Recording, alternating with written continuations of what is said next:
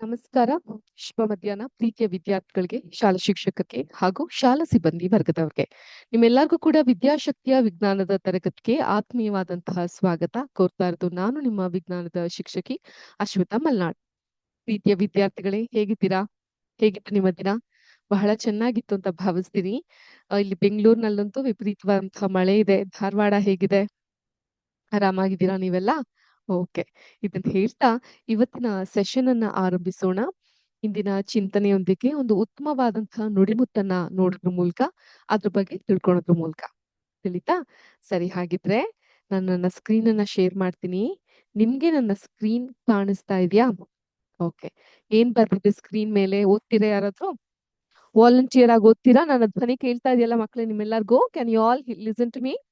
Very good. ಈಗ ಹೇಳಿ, ಈ ಬೋರ್ಡ್ ಮೇಲೆ ಏನು ಬರ್ದಿದೆ? ಏನ್ ಕಾಣಿಸುತ್ತೆ ನಿಮ್ಗೆ? Very good.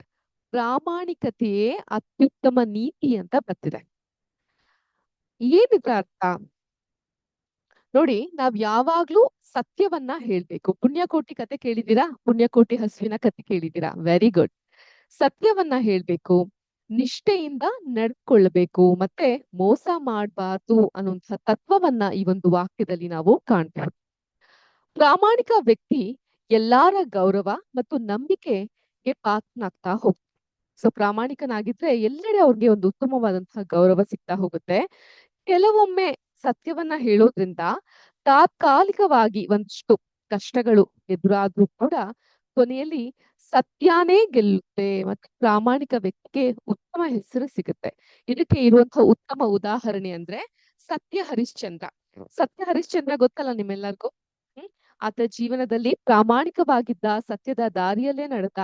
ಹಾಗಾಗಿ ಸುಮಾರಷ್ಟು ಕಷ್ಟ ನಷ್ಟಗಳನ್ನ ಅನುಭವಿಸಿದ್ರು ಕೂಡ ಕೊನೆಯಲ್ಲಿ ಉತ್ತಮವಾದಂತಹ ರಾಜ್ಯವನ್ನ ನಡೆಸಿದಂತಹ ಯೋಗದೊಂದಿಗೆ ತಾನು ಕಳೆದುಕೊಂಡದ್ನೆಲ್ಲ ಮತ್ತೆ ಪಡ್ಕೊಳ್ತಾರೆ. ಆದ್ರಿಂದ ಪ್ರಾಮಾಣಿಕರಾಗಿರೋದು ತುಂಬಾ ಉತ್ತಮವಾಗಿರುವಂತಹದ್ದು. ಪ್ರಾಮಾಣಿಕತೆ ಅಂದ್ರೆ ಕೇವಲ ಸುಳ್ಳು ಹೇಳದೆ ಇರೋದಲ್ಲ, ಅದು ನಮ್ಮ ಮಾತು, ನಡೆ, ನುಡಿ ಮತ್ತು ಕಾರ್ಯಗಳಲ್ಲಿ ನಿಷ್ಠೆ, ನ್ಯಾಯ ಮತ್ತು ಜವಾಬ್ದಾರಿತನವನ್ನ ತೋರಿಸೋದು. ಆದ್ರಿಂದ ಯಾರು ಜವಾಬ್ದಾರಿಯುತವಾಗಿರ್ತಾರೋ, ಯಾರು ನಿಷ್ಠೆಯಿಂದ ಇರ್ತಾರೋ ಅವರು ಪ್ರಾಮಾಣಿಕರಾಗಿರ್ತಾರೆ ಅನ್ನೋದು ತುಂಬಾ ಮುಖ್ಯವಾಗಿರುವಂತಹ ಸಂಗತಿ. ಇದು ಇವತ್ತಿನ ಕ್ಲಾಸ್ನ ನುಡಿಮುತ್ತು ಅಥವಾ ಚಿಂತನೆ ಆಗಿತ್ತು. ನಿಮ್ಮೆಲ್ಲರಿಗೂ ಇದು ಇಷ್ಟ ಆಯ್ತು, ಅರ್ಥ ಆಯ್ತು ಅಂತ ನಾನು ಭಾವಿಸ್ತೀನಿ. ಇದನ್ನ ಹೇಳ್ತಾ ಇವತ್ತಿನ ಸೆಷನ್ ಅನ್ನ ಆರಂಭ ಮಾಡೋದ್ಕಿಂತ ಮುಂಚೆ ಲಾಸ್ಟ್ ಕ್ಲಾಸ್ ನಲ್ಲಿ ಒಂದು ಚಿಕ್ಕ ರೀಕ್ಯಾಪ್, ಈ ಟಿವಿ ಸೀರಿಯಲ್ಗಳನ್ನ ನೋಡಿದಾಗ ಒಂದು ರೀಕ್ಯಾಪ್ ಇರ್ತಲ್ಲ, ಅದೇ ತರ ಲಾಸ್ಟ್ ಕ್ಲಾಸ್ ನಲ್ಲಿ ಏನಾಯ್ತು ಅನ್ನೋ ಒಂದು ರೀಕ್ಯಾಪ್ ಅನ್ನ ನೋಡೋಣ. ಲಾಸ್ಟ್ ಕ್ಲಾಸ್ ನಲ್ಲಿ ನಾವು ಒಂದು ಟಾಸ್ಕ್ ಅನ್ನ ಕೊಟ್ಟಿದ್ದೆ ನಿಮ್ಗೆ, ನೆನ್ಪಿದ್ಯಾ? ಒಂದು ಹೋಮ್ ವರ್ಕ್ ಅನ್ನ ಕೊಟ್ಟಿದ್ದೆ ನಾನು ನಿಮ್ಗೆ. ಯಾವಾಗ ಕ್ರಿಟಿಕಲ್ ಥಿಂಕಿಂಗ್ ಪ್ರಶ್ನೆನ ಕೇಳ್ಬೇಕಾದ್ರೆ, ರೈಟ್? ಸೆಲ್ಸಿಯಸ್ ಬಗ್ಗೆ ಕೇಳಿದೆ. ಸೆಲ್ಸಿಯಸ್ ಅಂತ ಹೇಳಿದ್ರೆ ಏನು? ಅದನ್ನ ನಾವು ಯಾಕೆ ಯೂಸ್ ಮಾಡ್ತೀವಿ, ಎಲ್ಲಿ ಅದನ್ನ ಬಳಕೆ ಮಾಡ್ತೀವಿ, ಹಾಗೂ ಇದು ಯಾವಾಗ ಬಳಕೆಗೆ ಬಂದಂತ ಅಂಶ, ಇವುಗಳ ಬಗ್ಗೆ ತಿಳ್ಕೊಂಡ್ ಬನ್ನಿ ಅಂತ ಹೇಳಿದೆ. ಎಷ್ಟ್ ಜನ ತಿಳ್ಕೊ ಬಂದಿದ್ದೀರಾ? ಕೈ ಎತ್ತಿ. ಎಷ್ಟ್ ಜನ ತಿಳ್ಕೊ ಬಂದಿದ್ದೀರಾ? ಸೆಲ್ಸಿಯಸ್ ಅಂತ ಹೇಳಿದ್ರೆ ಏನು? ಇದ್ರ ಬಗ್ಗೆ ತಿಳ್ಕೊಳ್ಳೋಣವಾ? ನಾವು ಅರ್ಥ ಮಾಡ್ಕೊಂತಾ ಹೋಗೋಣ, ಕಲಿತಾ ಹೋಗೋಣ. ಇವತ್ತು ಹೊಸದಾಗಿ ಒಂದು ಇಂಪಾರ್ಟೆಂಟ್ ಆಗಿರುವಂತಹ ಫ್ಯಾಕ್ಟ್, ಸೈಂಟಿಫಿಕ್ ಫ್ಯಾಕ್ಟ್ ಸೆಲ್ಸಿಯಸ್ ಬಗ್ಗೆ ತಿಳ್ಕೊಳ್ತಾ ಹೋಗೋಣ. ನಾನು ನನ್ನ ಸ್ಕ್ರೀನ್ ಶೇರ್ ಮಾಡ್ತೀನಿ ಈಗ.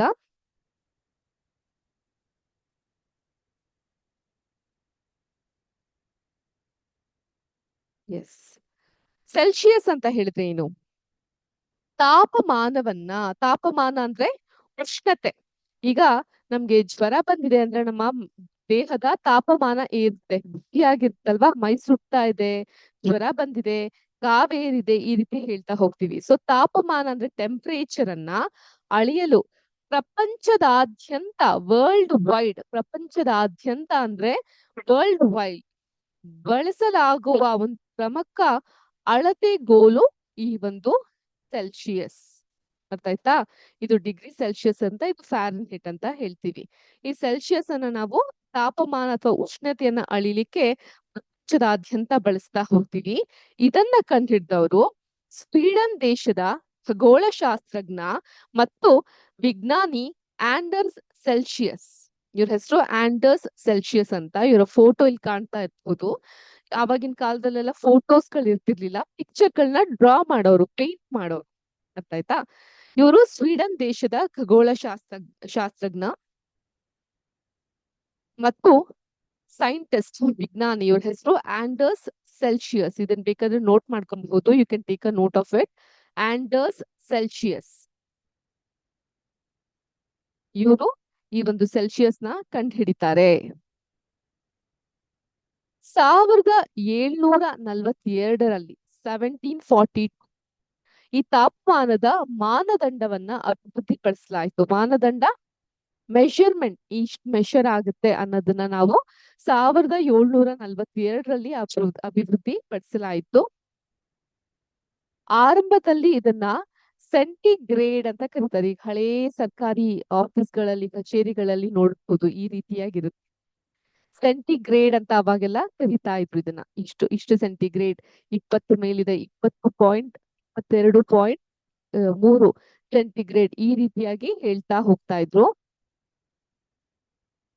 ಅದಾದ ನಂತರ ಇದನ್ನ ಕಂಡು ಹಿಡಿದಂತಹ ವಿಜ್ಞಾನಿ ಆಂಡರ್ಸ್ ಸೆಲ್ಸಿಯಸ್ ಅವರ ಗೌರವಾರ್ಥವಾಗಿ, in order to pay respect for the scientist Anders Celsius who found out the Celsius, ಇದನ್ನ ಮರುನಾಮಕರಣ ಮಾಡಲಾಯಿತು, ರೀನೇಮ್ ಮಾಡಿದ್ರು.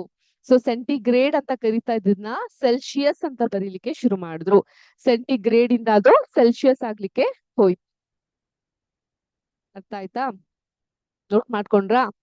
ಇಲ್ಲ ಮೇಡಮ್, ಮಾಡ್ಕೊಳ್ತಾ ಇದೀವಿ, ಪ್ಲೀಸ್ ಮಾಡ್ಕೊಳ್ಳಿ.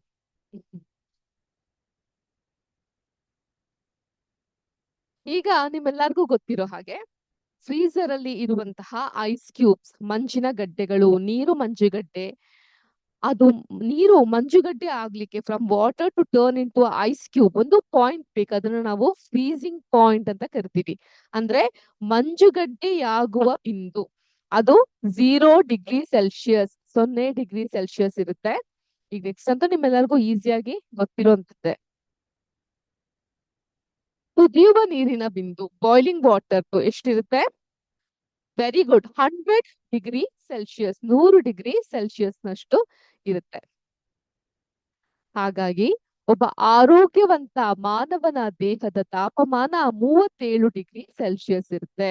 37 ಡಿಗ್ರಿ ಸೆಲ್ಸಿಯಸ್ಗಿಂತ ಜಾಸ್ತಿ ತಾಪಮಾನ ಕಂಡಲ್ಲಿ ನಾವಂತವ್ರನ್ನ ಏನಂತೀವಿ? ಜ್ವರ ಬಂದಿದೆ, ಮೈ ತಾಪ ಏರಿದೆ ಅಂತ ಕರಿತೀವಿ. ಅದಕ್ಕಿಂತ ಕೆಳಗೂ ಸಹ ಇರಬಾರ್ದು, ನಾರ್ಮಲ್ ಆಗಿರ್ಬೇಕು 37 ಡಿಗ್ರಿ ಸೆಲ್ಸಿಯಸ್ ಅಲ್ಲಿ. ಅದಕ್ಕಿಂತ ಕೆಳಗೂ ಸಹ ಇರಬಾರ್ದು, ಅದಕ್ಕಿಂತ ಮೇಲೂ ಸಹ ಇರಬಾರ್ದು. ಈ ಚಿತ್ರದಲ್ಲಿ ಕಾಣಿಸ್ತಾ ಇರೋ ಹಾಗೆ. ತಿಳಿತಾ? ಇದಿಷ್ಟು ಮಾಹಿತಿ ಸೆಲ್ಸಿಯಸ್ ನ ಕುರಿತಾಗಿತ್ತು. ನಿಮ್ಮೆಲ್ಲರಿಗೂ ಇವತ್ತು ನಾನು ನೀಡಿದಂತಹ ಈ ಮಾಹಿತಿ ಇಷ್ಟ ಆಯ್ತು, ಅರ್ಥ ಆಯ್ತು ಅಂತ ಭಾವಿಸ್ತೀನಿ. ಸೊ ಇದೇ ತರ ಎಷ್ಟೊಂದು ವೈಜ್ಞಾನಿಕ ವಿಷಯಗಳು, ವಿಜ್ಞಾನಕ್ಕೆ ಸಂಬಂಧಪಟ್ಟಂತಹ ವಿಷಯಗಳು ನಮ್ಮ ಸುತ್ತಮುತ್ತಲೂ ನಡೀತಾ ಇರುತ್ತೆ. ಅದನ್ನ ಅವಲೋಕಿಸಿ ಅನ್ವೇಷಣೆಯನ್ನ ಮಾಡಿ ಯಾವ್ದು ಸೂಕ್ತ, ಯಾವ್ದು ಅಸೂಕ್ತ ಅಂತ ನಾವು ನಿರ್ಣಯಿಸ್ಬೇಕು. ಅದು ಈ ಪುಟ್ಟ ವಯಸ್ಸಿನಿಂದಾನೇ ಆಗ್ಬೇಕು. ಅದು ನಮ್ಮ ವಿದ್ಯಾಶಕ್ತಿಯ ಮುಖ್ಯ ಧ್ಯೇಯ ಅಂತ ಹೇಳ್ತಾ, ನಾವು ಲಾಸ್ಟ್ ಕ್ಲಾಸ್ ನಲ್ಲಿ ಏನ್ ಮಾತಾಡಿದ್ವಿ? ಎಲೆಕ್ಟ್ರಿಸಿಟಿ ಬಗ್ಗೆ ಮಾತಾಡಿದ್ವಿ. ಸ್ಥಾಯಿ ಎಲೆಕ್ಟ್ರಿಸಿಟಿ, ಸ್ಥಾಯಿ ವಿದ್ಯುತ್, ಸ್ಟಾಟಿಕ್ ಎಲೆಕ್ಟ್ರಿಸಿಟಿ ಬಗ್ಗೆ ಮಾತಾಡಿದ್ವಿ. ಅದಕ್ಕೆ ಸಂಬಂಧಪಟ್ಟಂತ ಒಂದು ಚೆನ್ನಾಗಿರೋ ಸಿಮ್ಯುಲೇಷನ್ ನೋಡಿದ್ವಿ, ಹೌದಾ? ಯಾವ simulation? Very very good, John Travoltage simulation ಅನ್ನ ನಾವು ನೋಡಿದ್ವಿ. ಆ ಸಿಮ್ಯುಲೇಷನ್ ಅಲ್ಲಿ ಏನ್ ಕಲ್ತ್ವಿ? ಈ ಒಂದು ಕಂಬಳಿ ಅಥವಾ ಕಾರ್ಪೆಟ್ ಮೇಲೆ ನಡ್ಕೊಂಡು ಹೋಗ್ತಿರ್ಬೇಕಾದ್ರೆ ಚಾರ್ಜಸ್ಗಳು, ಯಾವ ಚಾರ್ಜಸ್ಗಳು? ಎಲೆಕ್ಟ್ರಿಕ್ ಚಾರ್ಜಸ್ಗಳು. ಅದು ಅದರಿಂದ ನಮ್ಮ ದೇಹವನ್ನ ಸೇರುತ್ತೆ. ದೇಹದಿಂದ ಯಾವ್ದಾದ್ರು ಮೆಟಲ್, ಲೋಹದ ವಸ್ತುಗಳನ್ನ ಮುಟ್ಟಿದಾಗ ಶಾಕ್ ಹೊಡೆಯುವಂತದ್ದು ಆಗುತ್ತೆ ಅಂತ ಹೇಳಿದ್ದೆ. ಇದೇ ರೀತಿ ಒಂದು ನೈಸರ್ಗಿಕವಾದಂತಹ ಸ್ಥಾಯಿ ವಿದ್ಯುತ್ನ ವಿದ್ಯಮಾನ ಅಂದ್ರೆ ನ್ಯಾಚುರಲ್ ಅಕರಿಂಗ್ ಸ್ಟಾಟಿಕ್ ಎಲೆಕ್ಟ್ರಿಸಿಟಿ ಅಂತ ಹೇಳಿದ್ರೆ ಈ ಮಿಂಚು ಇವತ್ತು ತಾನೇ ನ್ಯೂಸ್ ನಲ್ಲಿ ನೋಡ್ತಾ ಇದ್ವಿ, ಮಿಂಚು ಹೊಡೆದು ಒಬ್ಬ ವ್ಯಕ್ತಿ, ಒಬ್ಬ ಆಟಗಾರ ಬಲಿಯಾಗ್ತಿದ್ದಾನೆ ಅಂತ ಅಂದ್ಬಿಟ್ಟು. ಹಾಗಾಗಿ ಅದು ತುಂಬಾ ಡೇಂಜರ್ಸ್ ಇರುತ್ತೆ. ಅದಕ್ಕೋಸ್ಕರನೇ ಮನೇಲಿ ಗ್ರೌಂಡಿಂಗ್ ಅಂತ ಮಾಡಿಸ್ತಾರೆ. ನಿಮ್ಮ ಪೇರೆಂಟ್ಸ್ ಯಾರಾದ್ರೂ ಕನ್ಸ್ಟ್ರಕ್ಷನ್ ಫೀಲ್ಡ್ ಅಲ್ಲಿ ಇದ್ರೆ ನಿಮ್ಗೆ ಗೊತ್ತಿರುತ್ತೆ, ಗ್ರೌಂಡಿಂಗ್ ಅಂತ ಮಾಡಿಸ್ತಾರೆ. ಇದೇ ಕಾರಣಕ್ಕೆ ಮಾಡಿಸುವಂಥದ್ದು. ತಿಳಿತಾ? ಸೊ ಈ ಒಂದು ಜಾನ್ ಟ್ರಾವಲ್ಟೇಜ್ ರವರ ಸಿಮ್ಯುಲೇಷನ್ ಅನ್ನು ಕಲ್ತಿದ್ವಿ. ಮ್ಯಾಮ್ ಇನ್ನೊಮ್ಮೆ ತೋರ್ಸ್ಲಿಕ್ಕೆ ಆಗುತ್ತಾ ಅಂತ ನಮ್ಗೊಂದು ಮೆಸೇಜ್ ಬಂದಿದೆ. ಖಂಡಿತ ನಿಮ್ಗೆ ನಿಮ್ಮ ಅಪೇಕ್ಷೆಯಂತೆ ಆಗ್ಲಿ ಇನ್ನೊಮ್ಮೆ ತೋರಿಸ್ತೇವೆ ನಾವು. ಒಂದೇ ಒಂದು ಸೆಕೆಂಡ್ ಸಮಯವನ್ನ ನೀಡಿ.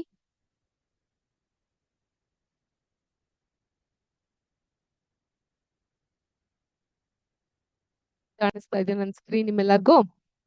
ಓಕೆ, ಈ ವ್ಯಕ್ತಿ ಏನ್ ಮಾಡ್ತಾನೆ, ಈ ಒಂದು ಕಂಬಳಿ ಮೇಲೆ ನಡೆದಾಗ ಅವನ ದೇಹದಲ್ಲಿ ಈ ರೀತಿಯಾದಂತಹ ಎಲೆಕ್ಟ್ರಾನ್ಸ್ಗಳು ಅಂತ ಕರಿತೀವಿ ನಾವ್ ಇದನ್ನ. ಈ ರೀತಿಯಾಗಿ ಅದು ಮೂವ್ ಆಗ್ತಾ ಹೋಗುತ್ತೆ. ಮೂವ್ ಆದ ಯಾವ್ದಾದ್ರು ಮೆಟಲ್ ವಸ್ತು ಇಲ್ಲಿರುತ್ತೆ, ಸಡನ್ ಆಗಿ ಯಾವ್ದಾದ್ರು ಲೋಹದ ವಸ್ತುವನ್ನು ಮುಟ್ಟಿದ ತಕ್ಷಣ ಶಾಕ್ ಹೊಡೆಯುತ್ತೆ. ಇದನ್ನ ನಾವು ಸ್ಥಾಯಿ ವಿದ್ಯುತ್ ಅಂತ ಕರಿತೀವಿ. ಈಗ ನಮ್ಮ ನೆಕ್ಸ್ಟ್ ಸೆಗ್ಮೆಂಟ್, ಬಹಳ ಮುಖ್ಯವಾದಂತಹ ಸೆಗ್ಮೆಂಟ್ ಇವತ್ತಿನ ಕ್ಲಾಸ್, ಅದಕ್ಕೆ ಹೋಗೋಣ. ಈ ಸೆಗ್ಮೆಂಟ್ ನ ಹೆಸರು ಬಂದು, ಅಯ್ಯೋ ಮೇಡಮ್ ಎಲ್ಲೋ ಮಾಯ ಆಗ್ಬಿಟ್ಟು ಯೋಚನೆ ಮಾಡ್ಬೇಡಿ, ನಾನು ನನ್ನ ಬೋರ್ಡ್ ಅನ್ನ ನಿಮ್ಗೆ ತೋರಿಸ್ಬೇಕಿದೆ, ಹಾಗಾಗಿ ನಾನು ಬ್ಲರ್ ಮಾಡಿದೆ. ಒಂದೇ ನಿಮಿಷ.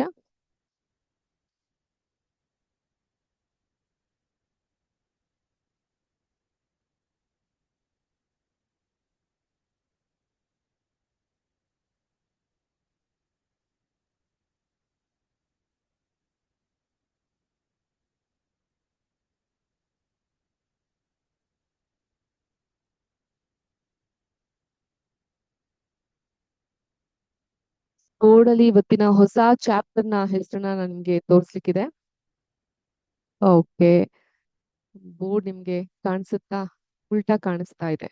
ಹ್ಮ್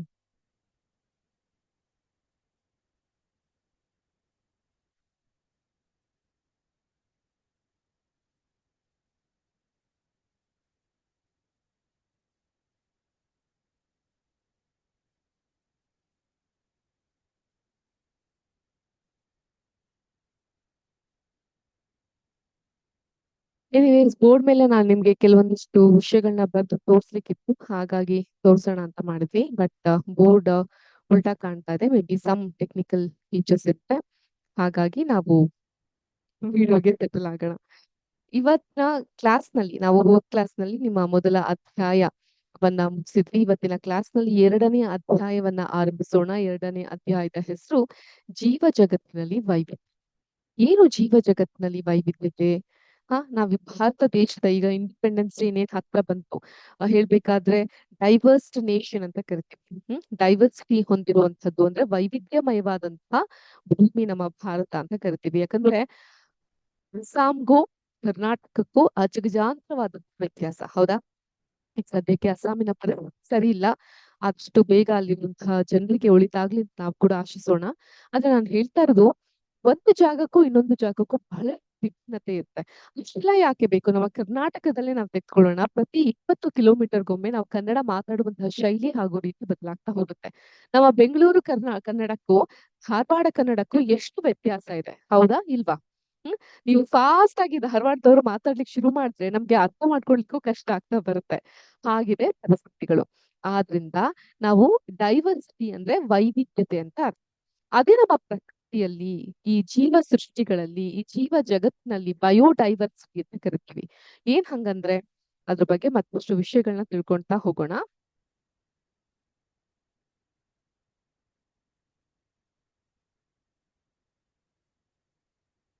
ಇವತ್ತಿನ ಕ್ಲಾಸ್ ನಲ್ಲಿ ಗ್ರೇಡ್ 2 ಏನಿದೆ, ಜೀವ ಜಗತ್ತಿನಲ್ಲಿ ವೈವಿಧ್ಯತೆ, diversity in the living world. ಮೊದಲನೇದಾಗಿ ಪರಿಸರ ಮತ್ತು ಜೀವಿಗಳ ವೈವಿಧ್ಯತೆಯ ಬಗ್ಗೆ ನಾವು ಅರ್ಥ ಮಾಡ್ಕೊಂತಾ ಹೋಗ್ಬೇಕಾಗತ್ತೆ. ಪರಿಸರ ಮತ್ತು ಜೀವಿಗಳ ವೈವಿಧ್ಯತೆ ಏನ್ ಹಂಗಂದ್ರೆ, ಈ ಚಿತ್ರವನ್ನ ಕಾಣ್ತಾ ಇದೆ ನಿಮ್ಗೆ, ಬಹಳ ಘನವಾಗಿ ನೀವು ನೋಡ್ತಾ ಹೋಗಬಹುದು. ಈ ಒಂದು ಚಿತ್ರ ಏನ್ ಹೇಳ್ತಾ ಇದೆ? ಈ ಚಿತ್ರ ನಮ್ಗೆ ಫಸ್ಟ್ ಆಫ್ ಆಲ್ ನನ್ನ ಧ್ವನಿ ನಿಮ್ಮೆಲ್ಲರಿಗೂ ಕೇಳಿಸ್ತಾ ಇದೆಯಾ ಮಕ್ಳೇ? Can you all listen to me? Is my voice audible to you all? Yes, okay, super. ಈಗ ಜೀವ ಜಗತ್ತಿನಲ್ಲಿ ವೈವಿಧ್ಯತೆ ಅಂದ್ರೆ, ಈ ಒಂದು ಚಿತ್ರ ನಮ್ಗೆ ಏನ್ ತೋರಿಸುತ್ತೆ? ಇರೋದೊಂದೇ ಖಗೋಳ ಭೂಮಿ. ಆ ಭೂಮಿಯ ಮೇಲೆ ಎಷ್ಟೊಂದು ಚರಾಚರ ಪ್ರಾಣಿಗಳನ್ನ ನಾವು ಕಾಣ್ತಾ ಅಲ್ವಾ?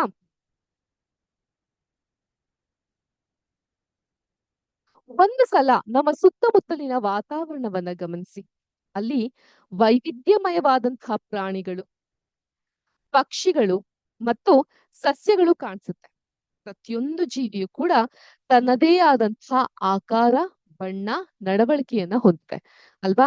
ಈಗ ನಿಮ್ಮ ಮನೆಯಲ್ಲಿ ಇರುವಂತಹ ಪ್ರಾಣಿ, ಸಾಕಿರುವಂತಹ ಮೊಲ ಆಗಿರಬಹುದು, ನಾಯಿ ಆಗಿರಬಹುದು, ಹಸು ಆಗಿರಬಹುದು, ಎಮ್ಮೆ ಆಗಿರಬಹುದು, ಬೆಕ್ಕಾಗಿರಬಹುದು, ಒಂದಕ್ಕಿಂತ ಒಂದು ಅದೆಷ್ಟು ವೈವಿಧ್ಯಮಯವಾಗಿದೆ. ಅದರ ಆಕಾರ, ಈಗ ಹಸುಗೂ ನಾವು ಬೆಕ್ಕಿಗೂ ಕಂಪೇರ್ ಮಾಡ್ಲಿಕ್ಕೆ ಆಗಲ್ಲ, ಒಂದು ದೊಡ್ಡದು ಇನ್ನೊಂದು ಚಿಕ್ಕದಿರುತ್ತೆ. ಅದರ ಬಣ್ಣ ಹಾಗೂ ಅದರ ಗುಣ ಸ್ವಭಾವದಲ್ಲೆಲ್ಲವೂ ಕೂಡ ಅದು ಎಷ್ಟು ಬೇರೆನೇ ಆಗಿದೆ, ಹೌದಾ? ಆದ್ರಿಂದ ನಾವು ಗಮನಿಸ್ಬೇಕಾಗುತ್ತೆ, ನಿಮ್ಮ ಮನೆ ಹಿತ್ತಲಿನಲ್ಲಿ ಅಥವಾ ಹತ್ತಿರದ ಉದ್ಯಾನವನಕ್ಕೆ ಅಂದ್ರೆ ಪಾರ್ಕ್ಗೆ ಹೋದಾಗ ಒಂದೇ ರೀತಿ 2 ಗಿಡಗಳನ್ನ ನಮ್ಗೆ ಹುಡ್ಕಕ್ ಸಿಗೋದಿಲ್ಲ. ಅದು ಹುಡ್ಕಕ್ಕೂ ಬಹಳ ಕಷ್ಟ ಆಗುತ್ತೆ. ಒಂದಕ್ಕಿಂತ ಒಂದು ಎಷ್ಟು ವಿಭಿನ್ನವಾಗಿರುತ್ತೆ ಅಲ್ವಾ? ಈ ತಂಗಾಳಿಗೆ ಅರಳುವಂತಹ ರೋಸ್ನ ಹೂ ಗಿಡ, ಕಲ್ಲಿನ ಸಂದಿಯಲ್ಲಿ ಬೆಳೆಯುವಂತಹ ಕಸದ ಗಿಡಕ್ಕೂ ಎಷ್ಟೊಂದು ವ್ಯತ್ಯಾಸ ಇದೆ. ಮನೆ ಬಾಗಿಲಲ್ಲಿ ಬಾಲ ಅಲ್ಲಾಡ್ಸುವಂತಹ ನಾಯಿಗೂ, ಮರದ ಕೊಂಬೆಯಲ್ಲಿ ಕುಳಿತು ಕೂಗುವ ಕಾಗೆಗೂ ಎಷ್ಟು ಭಿನ್ನತೆ ಇದೆ ಅಲ್ವಾ? ಇದನ್ನೇ ನಾವು ಜೀವ ವೈವಿಧ್ಯತೆ ಅಂತ ಕರೆಯೋದು, ಡೈವರ್ಸಿಟಿ ಅಂತ ಕರೆಯೋದು ನಾವು ಇದನ್ನೇ. ಜೀವ ವೈವಿಧ್ಯತೆ ಅಂದ್ರೆ ಒಂದಕ್ಕಿಂತ ಒಂದು ಅದ್ ಹೆಚ್ಚು ಭಿನ್ನವಾಗಿದೆ. ಎಷ್ಟು ಒಂಥರ ಅದರ ಒಂದು ರೂಪರೇಷೆಗಳಲ್ಲೇ ಎಷ್ಟು ಭಿನ್ನತೆಯನ್ನ ನಾವು ಕಾಣ್ತಾ ಹೋಗ್ತೀವಿ. ಇದನ್ನೇ ನಾವು ಜೀವ ವೈವಿಧ್ಯತೆ ಅಂತ ಕರಿತಾ ಹೋಗೋದು. ಈ ಸಸ್ಯಗಳ ಪ್ರಪಂಚ ಮತ್ತು ಅವುಗಳ ವರ್ಗೀಕರಣವನ್ನ ನಾವು ಅರ್ಥ ಮಾಡ್ಕೊಳ್ತಾ ಹೋಗೋಣ. ಸೊ ಇವತ್ತಿನ ಕ್ಲಾಸ್ ನಲ್ಲಿ ನಾವು ಈ ಒಂದು ಸಸ್ಯಗಳ ಪ್ರಪಂಚ ಹೇಗಿರುತ್ತೆ, ಓಕೆ, ಪ್ಲಾಂಟ್ಸ್ ಕಿಂಗ್ಡಮ್ ಹೇಗಿರುತ್ತೆ, ದ ವರ್ಲ್ಡ್ ಆಫ್ ಪ್ಲಾಂಟ್ಸ್ ಮತ್ತು ಅದರಲ್ಲಿ ಇರುವಂತಹ ವರ್ಗೀಕರಣ ಅಂದ್ರೆ ಈಗ ಅಕ್ಷರಗಳು, ನಾವು ಮಾತಾಡುವಂತಹ ಕನ್ನಡ ಭಾಷೆಯನ್ನೇ ನಾವು ವರ್ಗೀಕರಿಸ್ತೀವಲ್ವಾ? ವ್ಯಂಜನಗಳು, ಸ್ವರಗಳು, ವ್ಯಂಜನಗಳು, ಯೋಗವಾಹಗಳು, ಆ ಸ್ವರಗಳಲ್ಲಿ ಹ್ರಸ್ವ ಸ್ವರ, ದೀರ್ಘ ಸ್ವರ, ಕೃತ್ ಸ್ವರ, ಈ ರೀತಿ ವರ್ಗೀಕರಣ ಮಾಡ್ತೀವಿ, ಹೌದಾ ಇಲ್ವಾ? ಅದೇ ತರ ಈ ಸಸ್ಯಗಳ ಪ್ರಪಂಚದಲ್ಲೂ ಕೂಡ ನಾವು ವರ್ಗೀಕರಣವನ್ನ ಕಾಣಬಹುದು. ಆ ಸಸ್ಯಗಳನ್ನ ಅವುಗಳ ಎತ್ತರ ಮತ್ತು ಕಾಂಡ ಅಂದ್ರೆ ಏನ್ ಮಕ್ಳೇ? ಎಷ್ಟು ಚೆನ್ನಾಗಿ ಗೊತ್ತಿದೆ ಕಾಂಡ ಅಂದ್ರೆ ಏನು?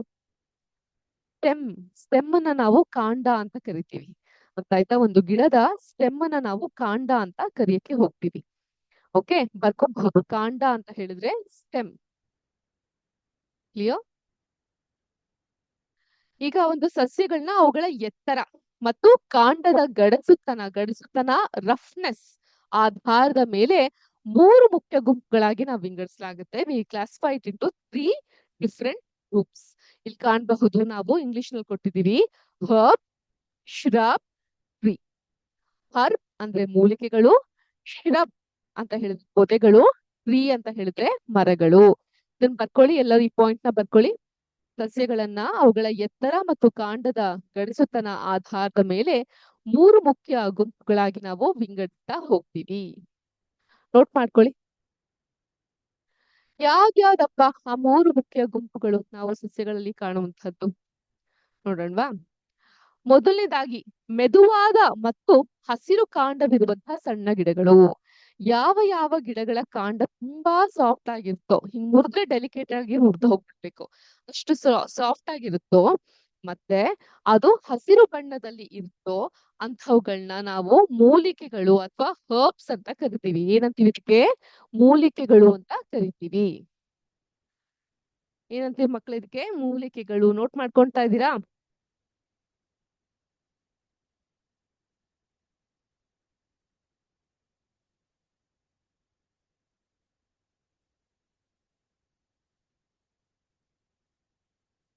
ಏನಂತೀವಿ ಇದಕ್ಕೆ? ಮೂಲಿಕೆಗಳು ಅಂತ ಕರಿತೀವಿ.